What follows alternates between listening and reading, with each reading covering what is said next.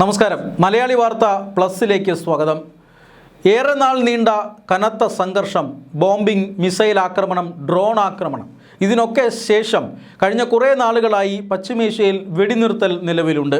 പരസ്പരം ഇറാനും അമേരിക്കയും അങ്ങോട്ടും ഇങ്ങോട്ടും ആക്രമിക്കുന്നില്ല. ഇസ്രായേലും അമേരിക്കയും സംയുക്തമായിട്ടാണ് ഈ കഴിഞ്ഞ ഫെബ്രുവരി 28-ന് ഇറാനെതിരെ സൈനിക നടപടി തുടങ്ങിയത്. ഈ സൈനിക നടപടിക്കെതിരെ ഇറാൻ പ്രതികരിച്ചത് ഗൾഫ് രാജ്യങ്ങളെ ആക്രമിച്ചുകൊണ്ടായിരുന്നു.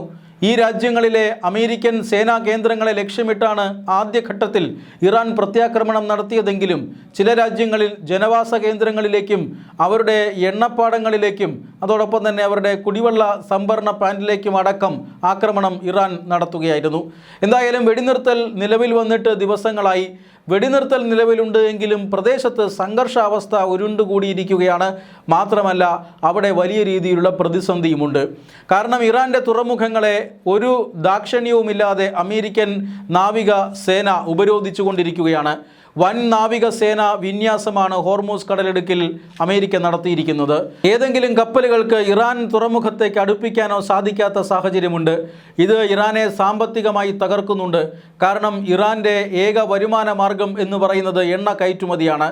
അമേരിക്ക ഹോർമൂസ് കടലിടുക്കിൽ ഇറാൻ തുറമുഖങ്ങളെ ഉപരോധിക്കുന്നത് കാരണം ഇറാൻ്റെ എണ്ണ കയറ്റുമതി നടക്കുന്നില്ല. അതേസമയം അമേരിക്കയുടെ ഈ ഉപരോധത്തിന് മറുപടി എന്നോണം ഹോർമൂസ് കടലിടുക്ക് പൂർണ്ണമായും ഇറാൻ അടച്ചിരിക്കുകയാണ്. ഹോർമൂസ് കടലിടുക്കിൽ കപ്പലുകൾ കടന്നു പോകാതിരിക്കാൻ ഇറാൻ അപകടകരമായ മൈനുകൾ പാകിയിരിക്കുന്നു. മാത്രമല്ല, ഹോർമൂസ് കടലിടുക്കിനടുത്ത് രഹസ്യ സൈനിക താവളങ്ങൾ നിർമ്മിച്ച് മിസൈലുകളും ഡ്രോൺ കമാൻഡ് സെൻ്ററുകളെല്ലാം ഒരുക്കി അതുവഴി കടന്നു പോകുന്ന കപ്പലുകളെ ആക്രമിക്കാൻ തയ്യാറായി നിൽക്കുന്നു. മാത്രമല്ല, അമേരിക്ക ഹോർമൂസ് കടലിടുക്കിൽ നടത്തിയിരിക്കുന്ന വൻ സേനാവിന്യാസം, ആ സേനാവിന്യാസത്തെ ആക്രമിക്കാനും ഇറാൻ തയ്യാറെടുക്കുന്നുണ്ടായിരുന്നു. ആ തയ്യാറെടുപ്പുകളെ ഇപ്പോൾ തകർത്ത് തരിപ്പണമാക്കിയിരിക്കുകയാണ് അമേരിക്ക. കഴിഞ്ഞ ദിവസമാണ് അമേരിക്ക ഇത്തരം കേന്ദ്രങ്ങൾക്ക് നേരെ, അതായത് ഹോർമൂസ് കടലിടുക്കിന് ചുറ്റും ഇറാൻ നിർമ്മിച്ചിരിക്കുന്ന താൽക്കാലിക സേനാ കേന്ദ്രങ്ങൾക്ക് നേരെ അമേരിക്ക ആക്രമണം നടത്തിയത്. മിസൈലുകൾ അവിടെ നിന്ന് തൊടുത്തുവിടാനുള്ള സൗകര്യമുണ്ടായിരുന്നു. ഡ്രോണുകളെ കമാൻഡ് ചെയ്യാനുള്ള കമാൻഡ് സെൻറ്ററുകൾ ഉണ്ടായിരുന്നു.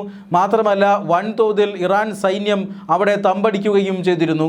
ഇത് അമേരിക്കയുടെ ഹോർമൂസിൽ വിന്യസിച്ചിട്ടുള്ള പടക്കപ്പലുകൾക്കും യുദ്ധവിമാനങ്ങൾക്കുമെല്ലാം ഭീഷണിയാണ്.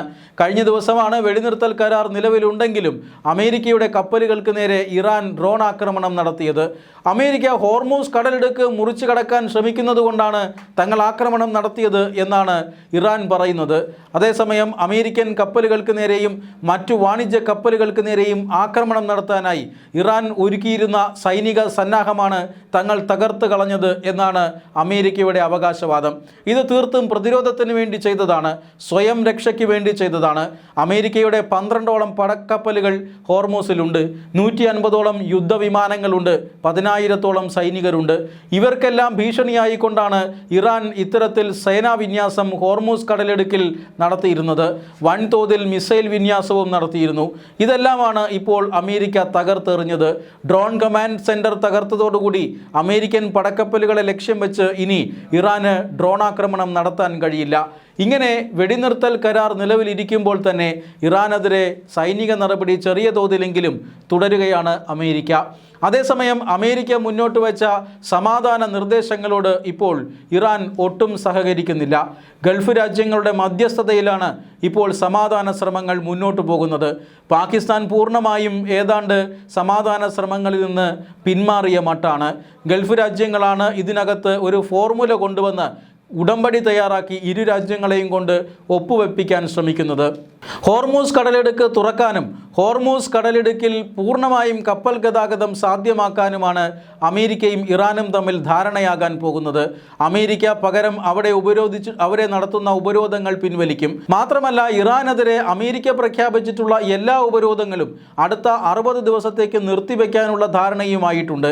അതായത് ഈ ധാരണ പ്രകാരം ഇറാന് അന്താരാഷ്ട്ര വിപണിയിൽ എണ്ണ വിൽക്കാൻ സാധിക്കും.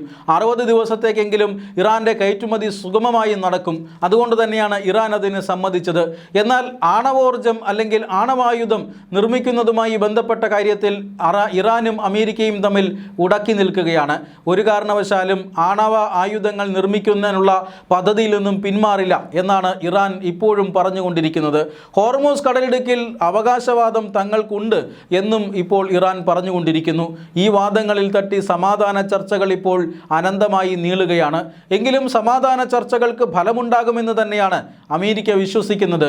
അതേസമയം ഈ സമാധാന ചർച്ചകൾ കൊണ്ടൊന്നും ഒരു ഫലവുമില്ലെന്നും ഇറാനെ വീണ്ടും നിരായുധീകരിക്കണമെന്നും യുദ്ധം പുനരാരംഭിക്കണമെന്നുമാണ് ബെഞ്ചമിൻ നെതന്യാഹുവും ഇസ്രായേലും പറയുന്നത്. അതിന് അമേരിക്കൻ പ്രസിഡന്റ് ഇതുവരെ ചെവി കൊടുത്തിട്ടില്ല. എങ്ങനെയെങ്കിലും സമാധാന ഉടമ്പടിയിൽ ഒപ്പുവെച്ച് തടിയൂരാനാണ് അമേരിക്ക ശ്രമിക്കുന്നത്. ഈ സമയത്താണ് അമേരിക്കൻ സേനകൾക്ക് വലിയ രീതിയിൽ ഭീഷണിയായിക്കൊണ്ട് ഇറാൻ്റെ സൈനിക താവളങ്ങൾ അമേരിക്ക കണ്ടെത്തുന്നതും തകർക്കുന്നതും.